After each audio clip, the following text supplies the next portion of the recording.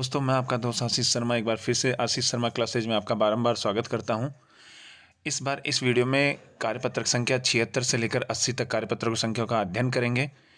तो हम देखते हैं। वीडियो को आगे बढ़ाने से पहले मैं आपसे रिक्वेस्ट करना चाहूँगा कि वीडियो लाइक करें और चैनल को सब्सक्राइब करना बिल्कुल ना भूलें। देखिए, एक चित्र दे रखा है, उस चित्र को देखकर कुछ सवालों के जवाब देना है। ये चित्र में एक बालिका है जो इस चित्र में दर्शाई गई है। तो पहला प्रश्न है, समाज में तुमने ऐसा दृश्य कहाँ कहाँ देखा है?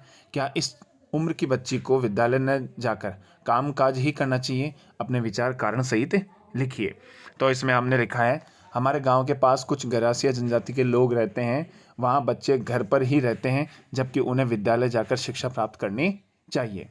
दूसरा ख है कि तुम्हारे घर में ज़्यादातर कार्य कौन करता है? यदि महिलाएं ही सारे कार्य करती हैं तो क्या ये उचित है?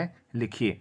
घर पर ही सभी लोग अपने अपने कार्य स्वयं करते हैं, लेकिन फिर भी महिलाएं अधिक काम करती हैं। ये उचित नहीं है। सबको मिलकर कार्य करने चाहिए, ये काम करने चाहिए। इसी प्रकार ग में देखते हैं, महिलाओं को काम कम करना पड़े, इसके लिए हमें क्या करना चाहिए? तो इसका आंसर है, घर के प्रत्येक सदस्य को अपना अपना काम स्वयं करना चाहिए। यदि सभी उनके काम में सहयोग करें तो उन पर काम का भार कम हो जाएगा। इस प्रकार हमने कार्यपत्रक संख्या जो है 76 का अध्ययन किया। अब हम देखते हैं कार्यपत्रक 77।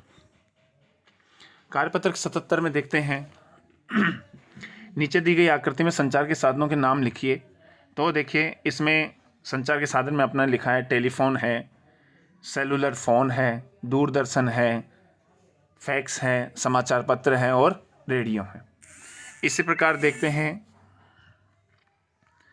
एक दूसरा प्रश्न है, एक अनुच्छेद लिखिए जिसमें संचार के साधनों का प्रारंभ से वर्तमान तक की सामान्य जानकारी जो है वो हो। तो इसमें संचार का इतिहास प्रागैतिहासिक काल से आरंभ होता है, लगभग 20 लाख वर्ष पूर्व, इसमें देखते हैं हमें, इसमें लगभग 2 लाख वर्ष पूर्व मानव वाणी के प्रादुर्भाव के साथ ही मानव संचार में एक क्रांति आई। आज वर्तमान समय में मानव ने इतना विकास कर लिया है कि एक देश में बैठा व्यक्ति से टेलीफोन, फैक्स, मोबाइल आदि के द्वारा तुरंत संपर्क कर बात कर सकता है। कहीं पर भी घटित घटना का तुरंत पता चल सकता है। ये कार्यपत्रक संख्या 77 का अध्ययन किया। अब हम देखते हैं कार्यपत्रक संख्या 78।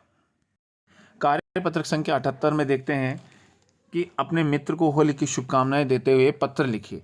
अब देखिए, स्वयं का पता हमने लिखा है, फतेहपुरा बांसा वाया सामोद, जिला जयपुर। दिनांक जो है वो हमने लिखी है 8 नवंबर 2023। प्रिय मित्र राम बाबू, मैं यहाँ कुशलतापूर्वक हूँ तथा आशा करता हूँ कि आप और आपके परिवार के सभी सदस्य कुशलपूर्वक होंगे।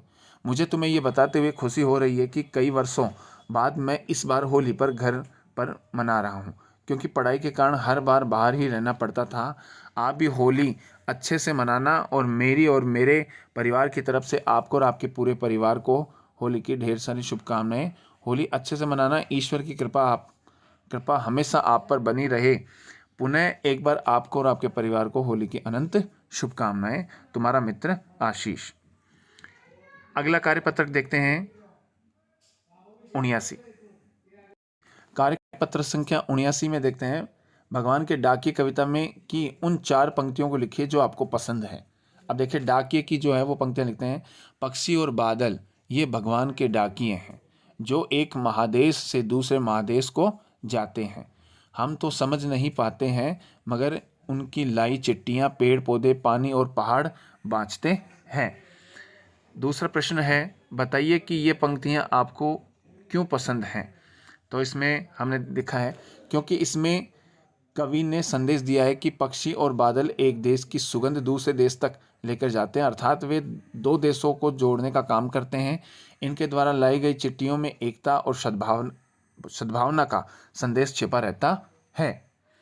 इसी प्रकार तीसरा प्रश्न है, भगवान के डाकिये की लाई चिट्ठियों को कौन कौन पढ़ते हैं तथा इनमें क्या संदेश पढ़ते हैं? भगवान की लाई गई चिट्ठियों को पर्वत, पेड़ पौधे और पानी ही पढ़ पाते हैं। इसमें एकता और सद्भावना का संदेश होता है, जिसे पर्वत और पेड़ पौधे ही समझ पाते हैं। इस प्रकार कार्यपत्रक संख्या 79 का अध्ययन किया। अब देखते हैं हम कार्यपत्रक संख्या 80। कार्यपत्रक संख्या 80 में देखते हैं, एक गद्यांश दे रखा है, गद्यांश पद्यांश, उसको पढ़ करके अपने को प्रश्नों का जो है वो आंसर देना है।